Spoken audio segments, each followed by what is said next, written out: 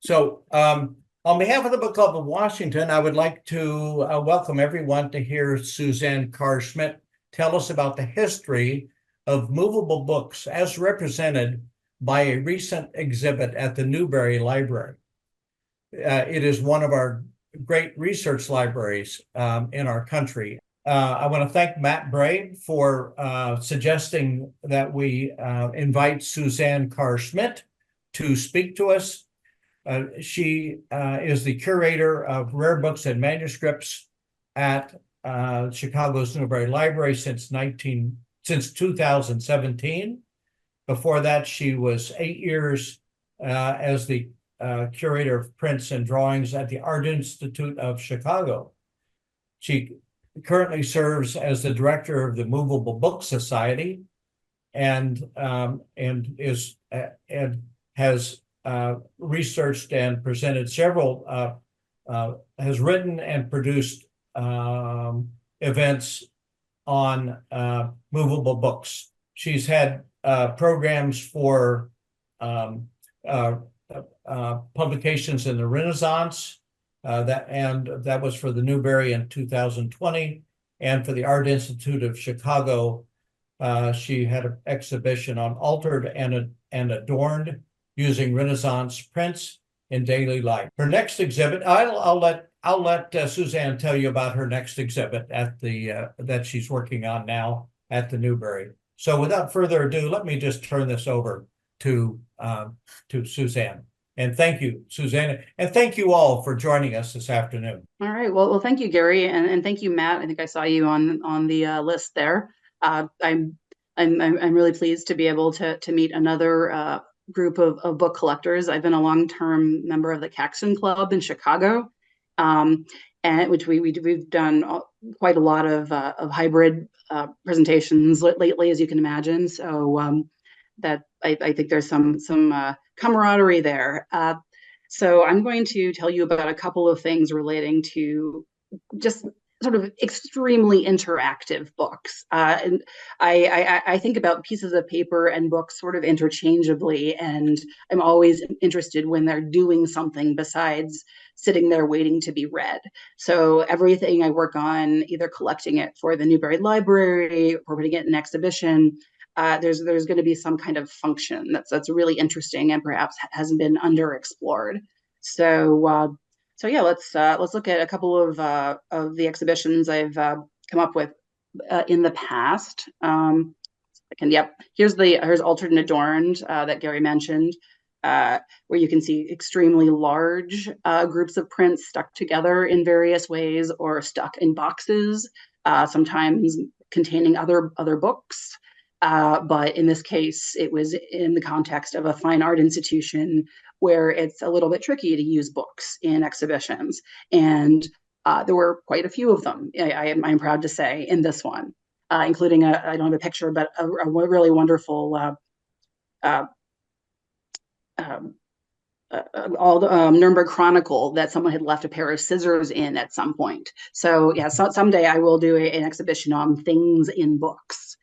Yeah, also edible prints and books. The Claes Oldenburg pretzels there did not make the catalog, but I did love the idea of little devotional images, as you can see in that tiny grid next to them, being sort of related to the communion host, which was in its own way a printed object as well. But then you get to contemporary art, and someone who might not understand the earlier things might get a bigger kick out of a pretzel that's not a pretzel, that is also art like that. So again, thinking about things with books and objects really brings a richer context for everything, as even if you bring it up to the present. My original training was in art history in the Renaissance, and I do have to push myself to move out of that space. I've come to love the 18th century quite a bit lately, and as you'll see in the exhibition from the Newberry most recently, coming all the way up to the present, has taught me a great deal as well. So, oh yeah, that was the cover for the book for Altered and Adorned, and yes, the flower does flap down. It's an anatomy print there. Okay. till Renaissance Invention. The first show I worked on at the Newberry in collaboration with Liam Markey. You can see on the left from our masks, you can tell this was not a highly attended exhibition, although I was proud to put this series of prints about what a group of scholars in Europe thought Europe had invented, together with armor and clockwork and all sorts of objects that showed that they were actually a little bit behind on things that really had been invented in Asia, hundreds of years before. Though I did give me an excuse to put a cannon in the library, a relatively small cannon, but gunpowder being one of the so-called inventions. So, I wouldn't recommend, exploding your books, but knowing what is the most incendiary of your literature is also a good plan. And for this one, we didn't have a whole lot of events, but we did have a catalog. And we also had a beer, because Sketchbook in Evanston near the Newberry just got a big kick out of the fact that there were all these attempts at experimentation, and one of them was a bark out of the New World that they thought could cure all sorts of diseases, and we tried to put it in the beer, but luckily we didn't, because it probably wouldn't have cured anything, just given everyone a hangover. Yeah, my doctoral work at Yale ended up becoming this book on a lot of words about the very early pop-up book and single sheet prints. So sometimes you would have things that would go on walls, some with anatomy flaps you could sort of play with, and people would figure out, what goes where. There were sort of more scientific instruments like calendars with moving parts that became sundials. There were also cryptography dials, like that little hand of God in the middle there. You can see my cursor.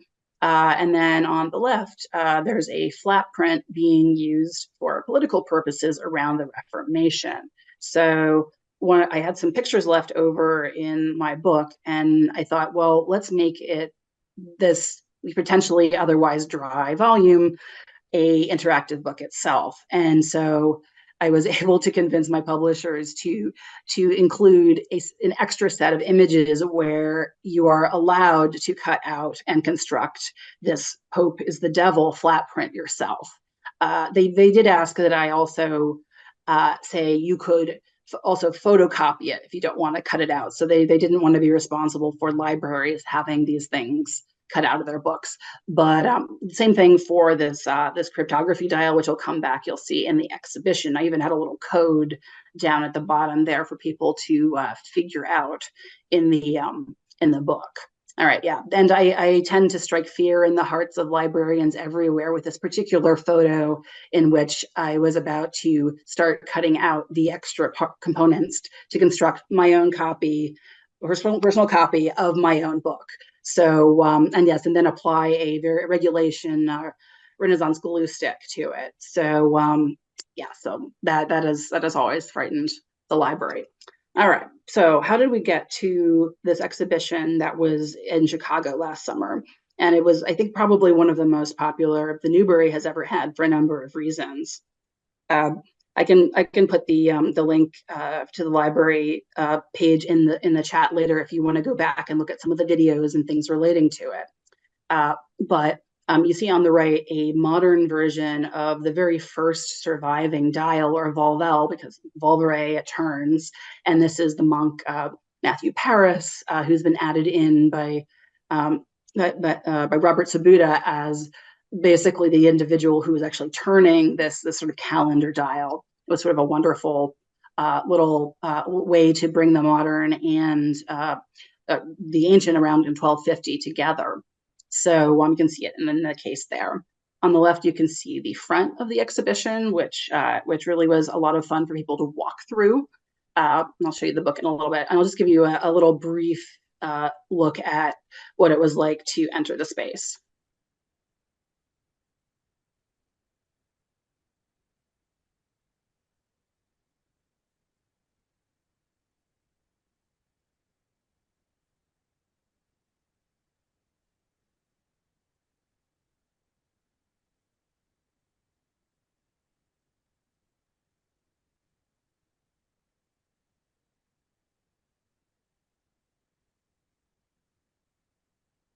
Okay, that's probably good for now.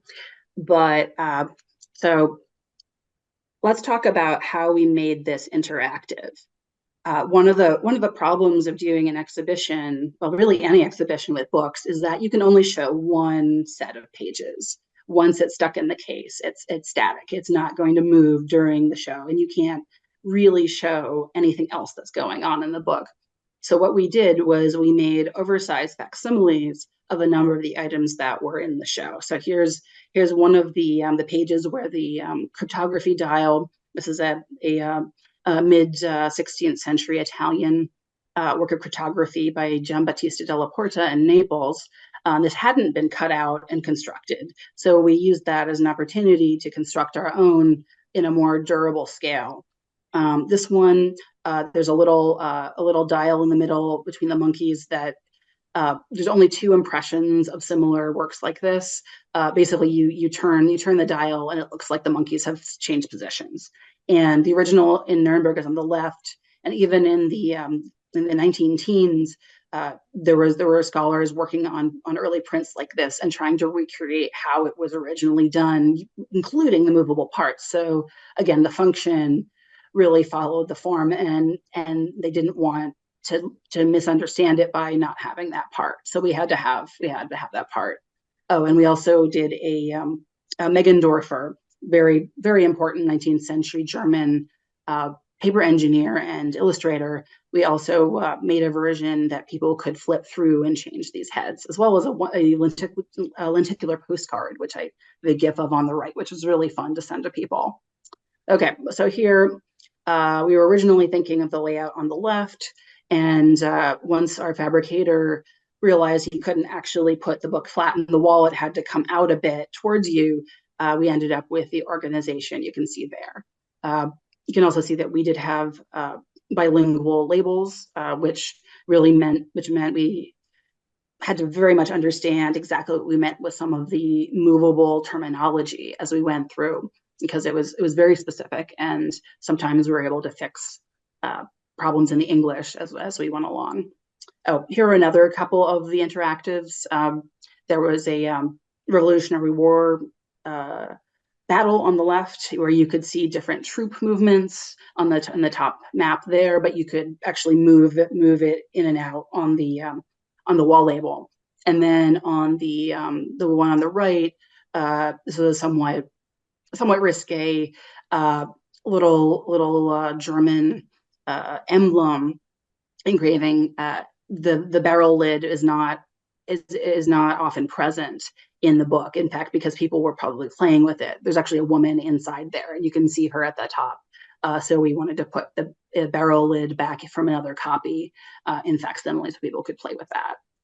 Oh, and I think my favorite thing in exhibition interactive was actually the shelf at the back with globes you could spin, and I'll get to globes in a bit, whether they're relevant to movable books or not, and then a number of these gently used books from my family collection. So they were not collection items, they were not accessioned, and every day there'd be a little sprinkling of pieces below the shelf where something had fallen off. We'd sort of clean it up and put the books back, but people would go in and find something that really spoke to them. They'd take pictures of them in little exhibitions of their own, and it was really very wonderful to see that.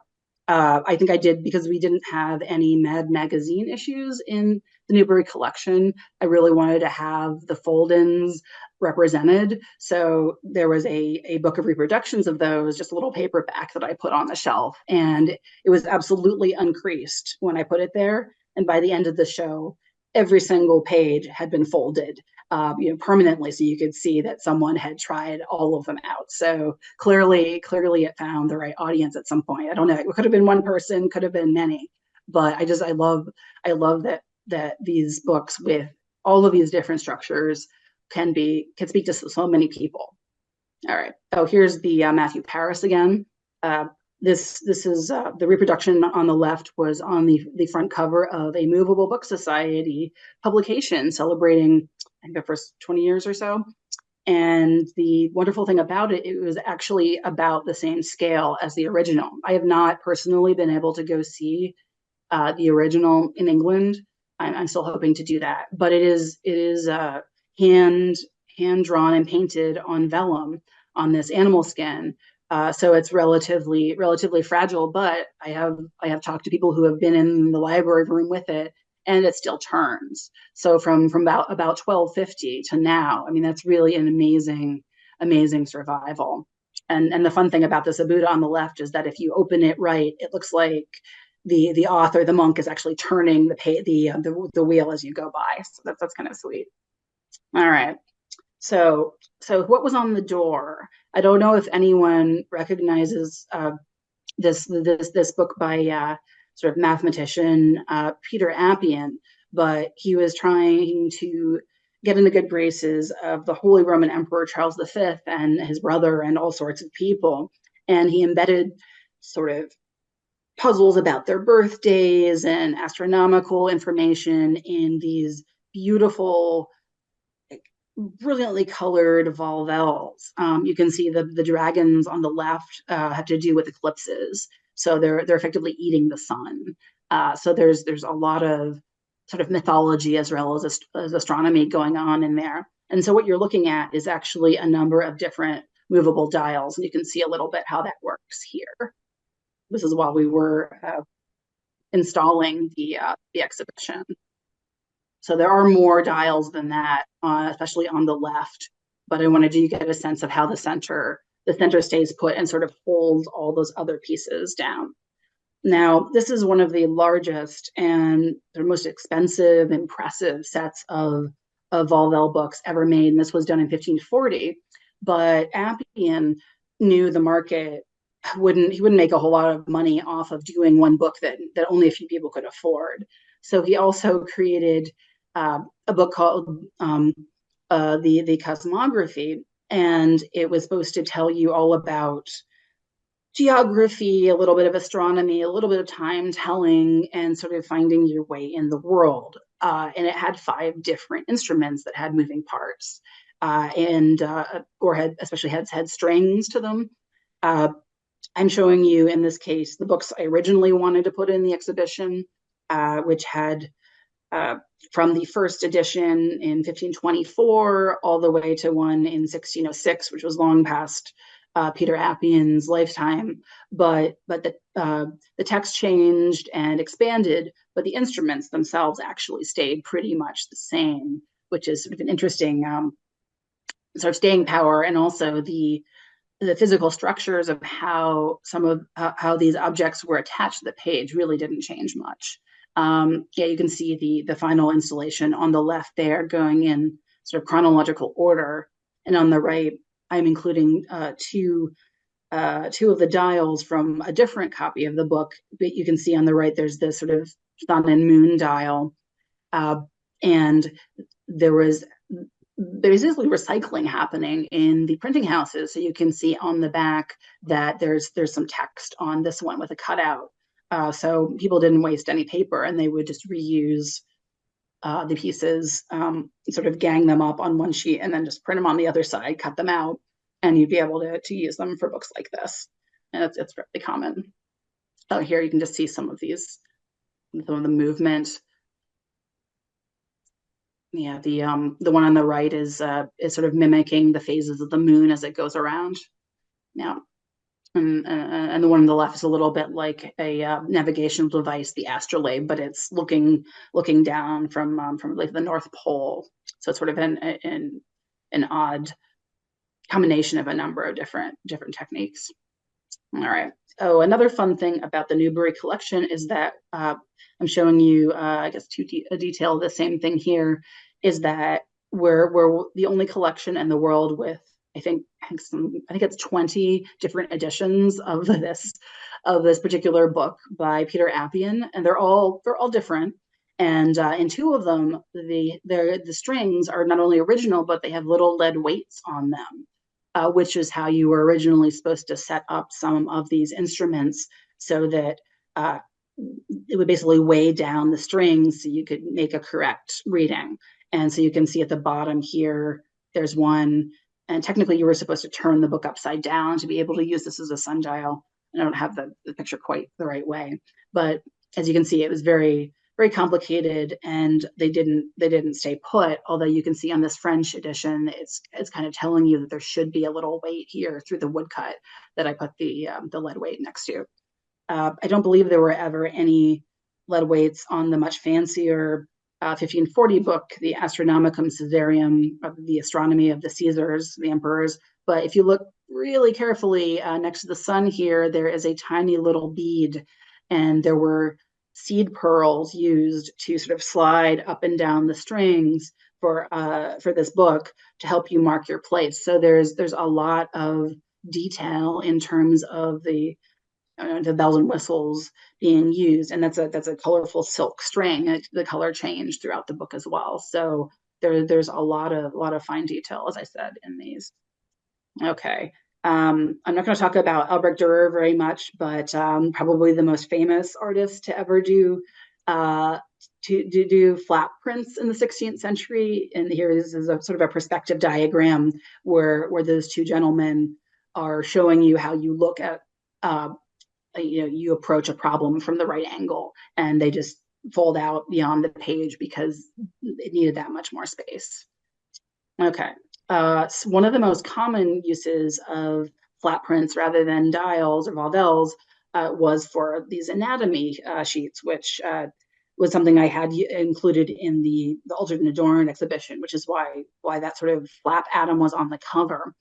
So here's an eyeball from the 19th century that's kind of wonderful and has this sort of transparent layer that you wouldn't have had that in the 16th century. Although there are 17th century ones with mica. Interestingly enough, they don't survive very well. So this is just showing you a lot of different layers inside, and these don't. Because there's a little bit of a fabric component in those as well. They don't survive intact all that often. So that's sort of a more modern version, brightly colored. And then here's the case where we had, yes, the eyeball sitting upright next to the Salius on the left, which is probably the most famous example of an anatomy book from the Renaissance. This is from 1543. And you can see we have some facsimile organs on the bottom. And the reason that is because there was a second sheet that went with this broadside that suggested that students or scholars or whoever owned the book, which is again a very expensive book, like the Astronomicum Caesarium, that the person would cut out these extra parts and sort of pin the tail on the donkey and figure out where they all went. There is one part, conservation let me put one facsimile on here, and that's I think part of the genitalia, though there's a lot of different options given in this. So it's some anatomy flat prints are often have multiple allegiances. Let's just say because of the way that they shift over time, and I've seen ones with multiple hearts too. So you get a Time Lord when you're not expecting it, that sort of thing. All right. I had a whole case of sort of mistakes and unusual applications of these sort of things in the show. Oh yeah, here's I guess we could call him a 17th century pirate, Robert Dudley, who was just trying to be approved as legitimate and get his land back in England. But instead, he made a book full of dozens and dozens of multi-layered volvels showing how to navigate at sea, and he never actually went back. And this one was really interesting to me because there was so much cutting out of the layers, and the book was not bound properly. It was bound in a much smaller volume than it should have been. So all of these dials and multiple parts are folded in on themselves. So it actually becomes this sort of beautiful sculpture, almost, I don't know, like a tumbleweed of these paper cutouts. And you could not actually calculate anything with them like a metal object, which is what it's emulating. It's trying to be some kind of an astrolabe, which would have been made of brass probably for use at sea. So not very practical for actual use as a pirate or as a seaman. But and I don't believe even the Italian nobility for whom he worked were all that impressed. It took a very long time to produce this book. but it's sort of a cautionary tale in terms of, movable hubris. How much of it are you leaving for someone else to construct, and is the size of the book going to affect it? And pretty much all of the copies are in differently sized bindings. As you're probably aware, in 16th, 17th centuries, you would only get sort of piles of pages. You wouldn't get a bound volume. So publishers' bindings didn't come in until much later. So it really was up to the owner to decide how much they wanted to spend on a binding. So, all right. So the same case, originally I had a book that basically took some of the Peter Appian parts and just added it in where others had been lost. So it was sort of they're moving bits, so it'll absolutely work here. So, but this one is sort of a hidden extra bonus in a 19th century copy of a medieval manuscript. And the manuscript is about the story of the Roman de la Rose, this sort of novel, this love story of a young man who goes adventuring, and he falls in love with a flower, which sort of becomes a woman. And so I'll just show you what the title page does in this version, which it does not do in the original. So there is a sort of very bad version of a Titian painting happening in that one. And then at the very back of the book, there's another sort of woman, I don't know, maybe from a Turkish bath, literally being stuck in among the flowers. So it makes sense that it would be in a book like this. And it was bought by one of our first the collectors sort of collection, Henry Probasco, that we bought for the library in the 1890s. And I don't know if he knew these were in there. I don't know if he bought them specifically because of that. He definitely likes shiny bindings and anything relating to medieval culture. But I feel like it might have been an extra bonus. And interestingly, in the exhibition, when we put together a facsimile for it, this was the one where the moving part fell off the most. People were clearly playing with this one more than all the others, so it was very popular. Definitely heard some tittering middle schoolers sort of going back and forth over it for quite a while at one point. So yeah, being able to draw people in for the sort of intimacy of these volumes without taking it out of the case, I think this was really, really valuable. I should have mentioned that we had a video showing a number of these books in motion in the first room of the gallery, and you could also pull them up on your phone via QR codes as well. So if there were a number of different ways you could imagine this, as well as touching the facsimiles yourself. Oh yes, I love this one. This was a little more of a religious experience with flaps. This is a 17th century book where St. Francis is sort of hiding out in caves in the Holy Mountain, and you're recreating his pilgrimage there by opening the flaps and going in and looking at where he stayed in the process. I bought this wonderful modern book about the appearance of the Virgin of Guadalupe to go with it, because it has a similar feel, but it's with much more modern printing and full pop out possibilities. It's not just a flap, so it's almost it's in 3D and sort of surround sound, as it were. I think there's one about moving cactus in it later that actually makes an interesting noise. All right, I'm going to change gears for a little bit. I think you saw in the video snippet that there was a globe hanging off the ceiling in the first gallery. A part of that was because we wanted people to be enticed into the space through the doorway on the right, through here as they walked into the building. And we had this one little map with a mistake extension happening here. But in the second gallery, we really made an important focus of the show be globe gores. And I don't know if you know much about those, but what they are these sort of extended ovals with tapered ends. The technique that is sometimes used in skirts for making them, narrower at the top and wider at the bottom. And in this case, what it's used for is to create a globe, like the facsimile hanging up on the left.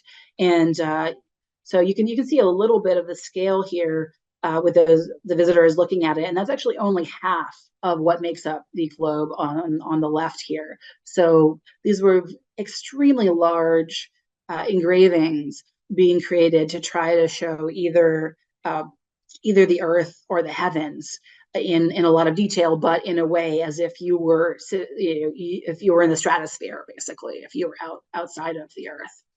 And here's an example of one of the celestial ones, which I think we only did 4 gores from because it was even bigger. And you can see on the right the scale of some of these maps. We had another Dürer, a world map, which was relatively small, but included the entire, sort of the entire globe, as much of the globe as he cared to include. But the terrestrial globe that we made the facsimile of, was over 7 feet wide in total, and then the Coronelli sky chart here, which is over 12 feet. So we didn't have enough room to put all of it up, but I think it gave you sort of the sense of the level of detail in the whole thing as it was. And these had never been matted and displayed, at least not in recent history. They have been given now officially from the Art and Jan Holtheimer collection. So these are really wonderful things to have in the collection. But we wanted them in this show because of the way that they literally go from flat, sort of tapered ovals like this to full spheres. And having that facsimile, as well as the sea monsters, is really important. From the same collection, there were mini globes, both terrestrial and celestial. So you can see there's a little unicorn here, which you can see on the right too. So next to the little dog here. So it's really a lot of detail in all versions. Yeah, you can see it better. Yes. All right. Oh, and I just wanted to show you how light our facsimile was, which was sort of I think it was a styrofoam on the base, but it would have been more of a possibly a wooden core with cross beams, possibly with some plaster in the 15th or 16th centuries. When you were making one of those, it would have been a lot heavier. Okay.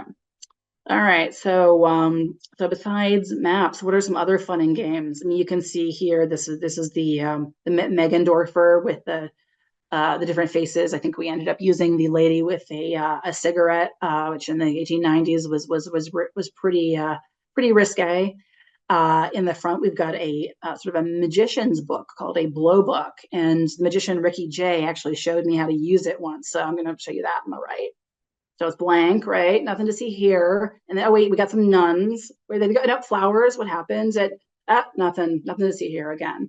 So so sometimes an interactive book isn't one that you're lifting a flap or turning a dial. It's the whole book is activated by tabs and where you hold your hands and the story you tell about it. Oh yes, more things for children. I couldn't help but include some of these supposedly indestructible books on fabric, printed on fabric. I think this one and the blue one in the back literally says, the dog ate my homework kind of thing, and then we have poorly behaved kittens in the background there. Another by Ernst Nister, and then this 19th century, another wonderful German paper engineer who oversaw a lot of wonderful illustrators. We did have some Chicago-based things. This was, again, a German construction, but about the Columbian Exposition, really coming out at you. You could get all the buildings, or at least the main sort of 6 buildings in the fair.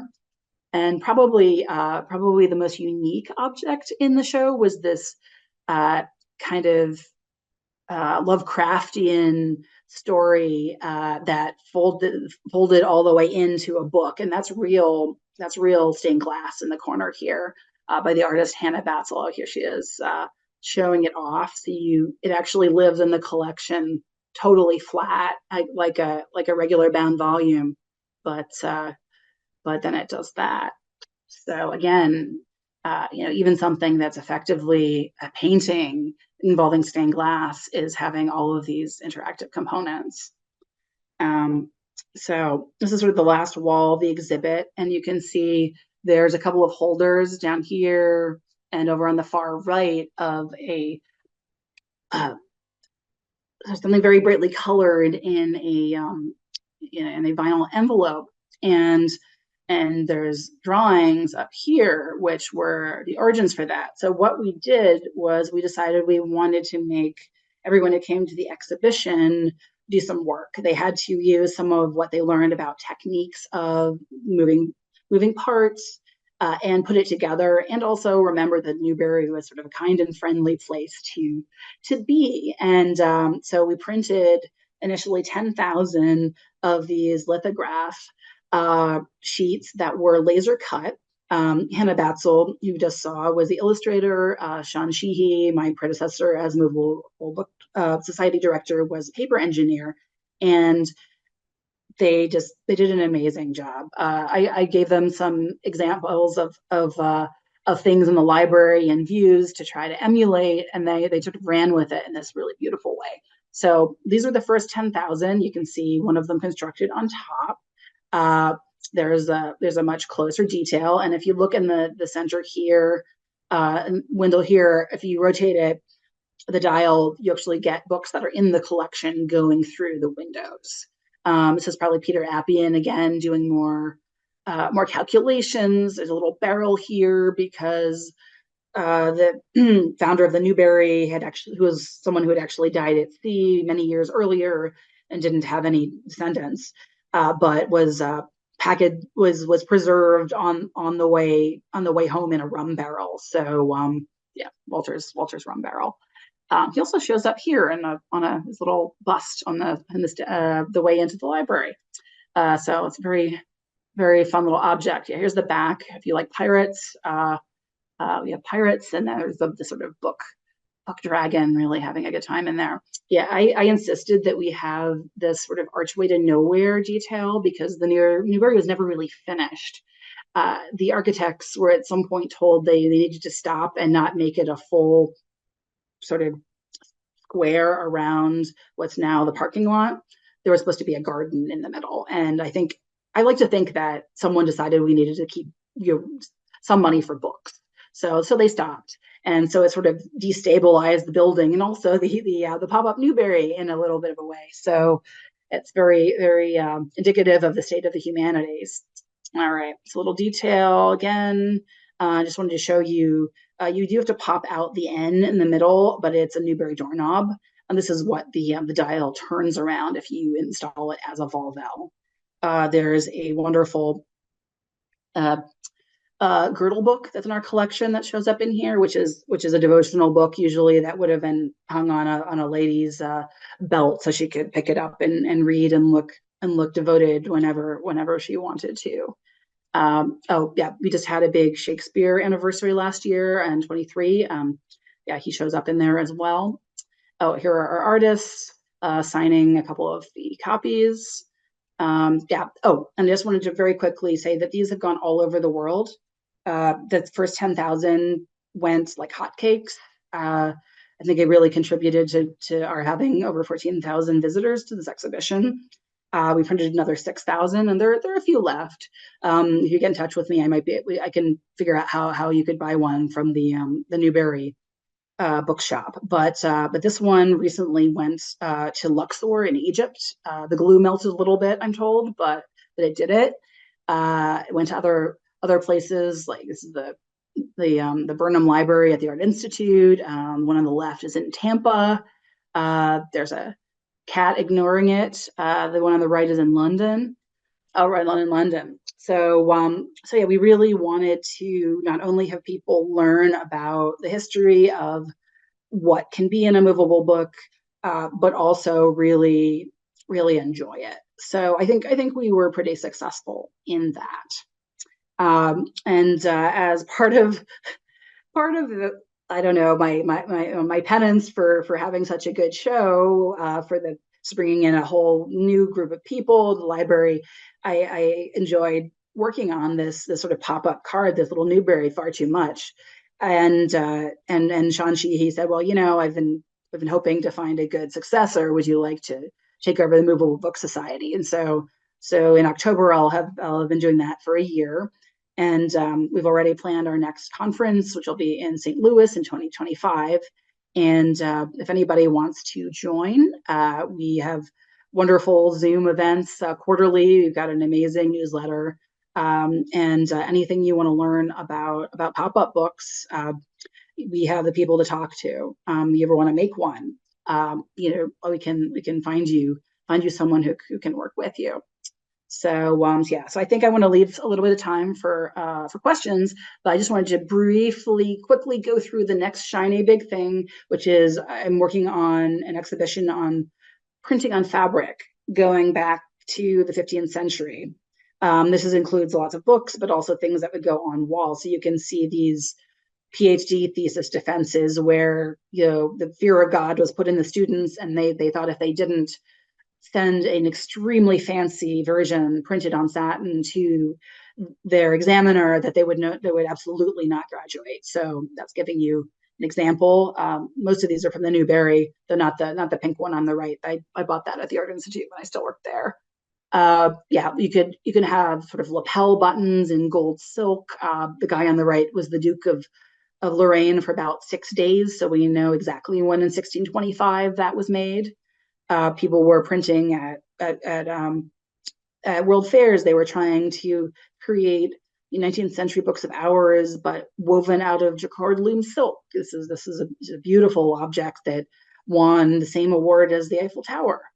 Oh, and finally, and then I promise we'll get to questions. A current favorite thing in this, the eternal season of politics, is that in the early 19th century, after George Washington had passed away, you could buy handkerchiefs, and you could, sort of honoring him, and you could decide whether you were going to blow your nose on the young, never told a lie George, or the elder statesman. And I'm hoping to do some testing on some of those spots. All right, thank you very much, and let's have a discussion. Does anyone want to come to the Newberry to see some pop-up books, or maybe the 2026 exhibition? So let me just start with a big thank you, Suzanne. That was just remarkable. It certainly expands my vision of what a movable book is. And I would have to say that the movable book that you did for the exhibit that you gave away 10,000 copies, that got no 16,000. 16,000 now. Almost, yes. Yeah. So here it goes like with the second run. Yeah. Yep. Well, that got moved around as well. Yeah. Anyways, so it was truly a movable book, literally. So I have to show you, if I can just indulge a minute. I don't know whether you all will be able to see this or not, but I had a birthday on June 29. I'm not quite 80, but way too close. But anyway, the guy that I play golf with sent me this card, and I don't know whether you can see, but it's actually a pop-up card, right? And there are many of these now, of course. Their pop-up cards are quite popular, but it's got all sorts of golf-related items in there. I thought it was timely given our program today. I wanted, before we go to the questions, I had a couple. One is, this is not simply a matter of putting books in cases or up on walls. I mean, there was a lot of construction, a lot of creation of items that could then be used by hand, or so creation of facsimiles, or blowing up something into something larger. That must have, I just think about the budget for an exhibit like this, and I'm curious as to how it was funded, whether you had some special donors, or the library, that sort of thing. So Can you Oh, speak to that? absolutely. I mean, the Newberry has a moderate amount of funding for exhibitions, but for something like this, we absolutely had to go out of house. Uh, I, I feel very good in the with the concept of having convinced the National Endowment for the Arts that pop-up books are art. They basically they paid for most of it. Yeah, yeah. Mhm. We had some trustees that supported it, and yeah, and just a number of just wonderful individuals who saw sort of the bigger picture and how people could really, you know, get behind it. I mean, it's such a nostalgic thing. I mean, I just love the idea that people were as fascinated with these movable components, you know, in the 15th century as they are now. Mhm. You know, and maybe we, in fact, we probably own more pop-up books now than they did, but the ones that were made survived really rather well considering. Yeah. Mhm. Well, they had to be pretty well made in order to withstand any sort of handling. So maybe that's been one of the things. So we have a shout out here from several staff members beaming in. Shoot, that's my uh, phone. Um, just a second. Yeah, sorry.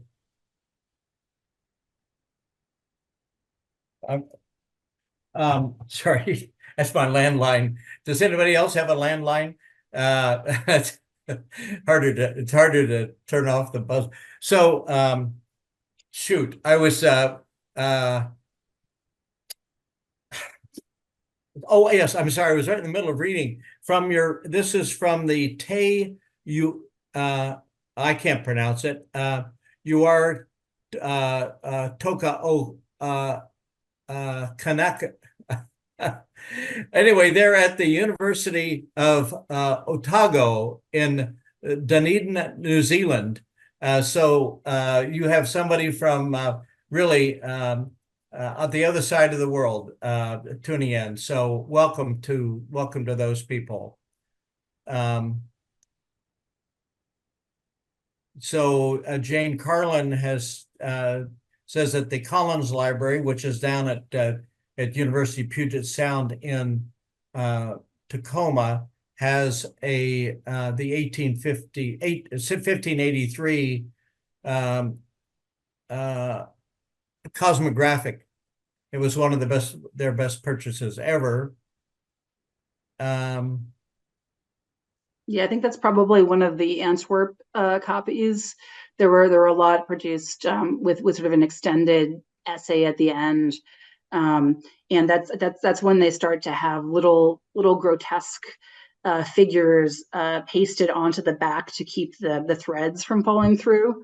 It's sort of more consistent at that point. So yeah, look at the backs of the pages with the dials on them. There might be some sort of an interesting you know, little character on the back there too. um, So here's a question for those of us who would like to learn how to make different types of vowels. I'm not pronouncing that. Is that I'm not really. I should be familiar with the term, but I assume we're talking about Vowels, yeah. books, vowels, close enough. Are there any books that you could recommend? Well, I mean, with stuff I've written, let me I think I'll it's see if I hard can to put I'll see if how I can to. put in the chat. There's an essay in um a recent there's sort of a center for the history of pop-up books in Italy, and they have a journal. I wrote something about the early history in that might be a good start. Well, I think they're asking how to. Oh, how to Um, make them. Oh, yeah, okay. I think that's the more. There's not. I mean, I mean, there are a number of go to the movablebooksociety.org website, and there are a number of makers there who have websites. They do tutorials online. I mean, they're very active artists. Like Sean Sheehy is constantly uh, doing workshops. Yeah, or email me. I mean, I can if you want a specific type of oval, I can find you something. I put my email in the chat. Okay. So here's a question thanking you for the presentation. Curious about the globe engravings, given that they were carved into copper. Yep. I would assume they were challenging to line up perfectly during the engraving process. I assume it's like a lot uh, of things that are done. I think about the Japanese prints and how they have to be lined up. Were there any particular techniques used, or was it as simple as having an elaborate drawing design being overlaid? Do you know anything about the printing process of those? Yeah. I'm not sure it was any different than, I mean, people have been making, multiple sheet prints for a very long time. Yeah, I mean, in this case, I mean, maybe, yeah, I don't know of right. I don't know of any Yeah. to scale drawings surviving for specifically for making engraved globe gores. You do have to change uh, sort of the layout quite a bit to have it in that format. Yeah, I wish I had an example of that. That just like a lot of these movable components, you Right. just don't survive in great numbers, and then the production material doesn't survive. So I But wonder if some of those, even the small ones or even the large ones, the small ones or large ones, might have been sold just as plates. absolutely. And then for do-it-yourself people, Mhm. then they would Yeah. kind of put it together Mhm. themselves. Yeah, you see a lot of books with volvels that are sort of the parts are in the back, and then it says to the bookbinder, put it Mhm. on page XYZ, and then often people don't. Right. Uh, Oh, no, no, I've but seen those. I was thinking about the but globes but but yeah, I mean, yeah, in no, you particular. definitely people would definitely collect the globe gores without constructing them. They would sometimes collect them to construct them, but I then hear. there were also specific places you could have them constructed. So if you wanted, especially if you wanted it to be in color, say, you could get a colored globe, you could get a gilded colored globe. Uh, It just, a fancy feet. Yeah, it really depends. But it's actually just a lot like the book trade at the time, because you could have different levels of of fancy depending on what it mhm. was, even before you got to the binding. Yeah. Right. Right. Here's somebody asking for the contact address for your Newberry pop-up kits. I assume you could send is probably just to Newberry Library. You can probably find it there. But Yeah, I am on the, you can find me on the website, but it's, yeah, yeah, Karr Schmidt with an S at newberry.org. Yeah. Um, Okay, I see somebody's looking forward to the printed fabric show. That's great. I think there are some there were some embroidered and printed globes being made in, I don't know, the 18th century by schoolgirls. So I don't know if we're going to have a crossover there. Let's see. Someone's asking about collection development policy for pop-up books. Yeah, I tend to buy for exhibitions, so I make the argument that is, if whatever we need for the show is something that is valuable to the overall collection, and we spend a lot of time trying to make sure that we're not buying things that are so entirely out of scope that no one will want to use them. But I feel like, we have the show, we have a fairly, robust sort of research reference guide online about our collection, which people have used to apply for fellowships. Uh, I mean, there's the materials are there. If people know about them, they'll want to use them. So I've bought I mean, I usually only buy up to 1800. So I've been buying a few early pop-up books. I mean, one that didn't make it into the show was a sort of lottery game book with a unicorn as the dial, and depend if you're a man, woman, boy, girl, your fortune is with the mouth, the horn, or one of the two front legs. So as you turn the unicorn around the dial. So yeah, I mean, there are some things that I was doing, I did my PhD on this early material, and you don't think that it'll necessarily come to light in another copy, but sometimes you're surprised. So there have been some happy accidents, and there's some really wonderful things at the Newberry now, and always have been. all right. Again, thanks everyone. And I assume next time in Chicago we should stop by. Absolutely, yeah. Let me know. Seems like you have a great group here. Yeah, we have. Okay, great. All Goodbye, right, have everybody. a good rest of your day.